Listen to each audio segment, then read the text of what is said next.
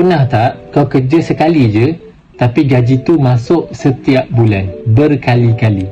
Benda yang aku cakap ni bukan mimpi tau, benda ni real punya. Tumbau ni dia rare. Bukan kerja hari ni lepas tu kau dapat gaji sebulan. Kau hanya buat kerja tu sekali je tapi gaji tu kau dapat setiap bulan. Bila orang buat top up, engkau akan dapat income.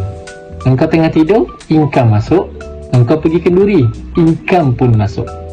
Even kau tengah makan Maggi pun, income tetap juga masuk. Dan yang paling padu, income kau tu boleh diwariskan.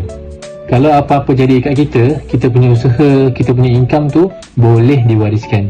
So anak-anak kita takkan start dari bawah balik. Ada satu cara macam mana kita boleh buat income pasif 5 angka setiap bulan. Kita still dapat income tu walaupun kita dah tak buat dah. Siap boleh diwariskan lagi. Menarik kan? Korang boleh join webinar malam ni pukul 9 malam. Percuma je, tak ada kena bayar apa-apa.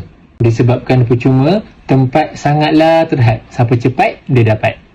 Caranya, korang tekan je link dekat saya punya bio tu, daftar dekat situ, bijak buat duit. Kerja sekali, tapi hasil tu kita dapat berkali-kali. Itu baru bisnes yang berbaloi. Style kan?